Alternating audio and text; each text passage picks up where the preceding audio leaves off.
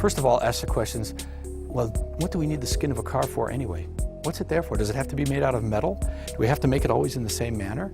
Or is it there for different purposes than we thought?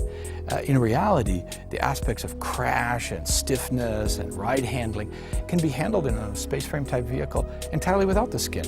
And therefore, to go away from a metal skin and to have a skin that offers different capabilities, can move, can do things that a fixed rigid structure couldn't do, can be lighter, made out of materials which require less energy to make them. That's something that the GINA Light model brings as a question.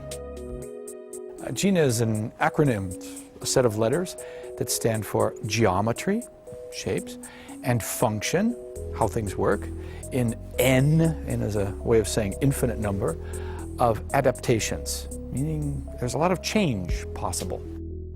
This started a whole chain of ideas within the company here that GINA became not just a model that became a shape or just about cloth as a skin. It became about a thinking process, a philosophy that said, let's do things differently. Let's let materials talk in a different manner. And let's let tooling be a different issue instead of just the way to give us form. Well, one nice thing about GINA is the materials kind of lead the way. It doesn't take very much and you get an idea exactly what this car is going to be like. For instance, to get an idea what the sculptural form is between a fender and, let's say, a wheel arch, you really only need a line around the wheels and a line more or less where you want the fender to be, and you'll let the material do the talking in between. And then, just like you would if you were getting a suit made, you made the first mock-up, you made the first forms and patterns, you sewed it up, you tried it out, made another one a little bit closer, and when you finally got the final one, zip, you put it on. It takes about 2 hours to put the skin on this car.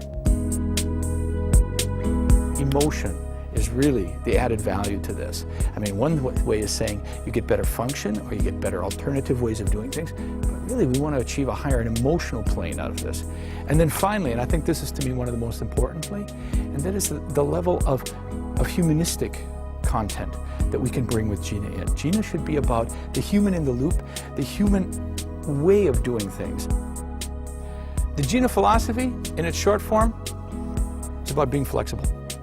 Thinking flexible, acting flexible, context over dogma. That's it.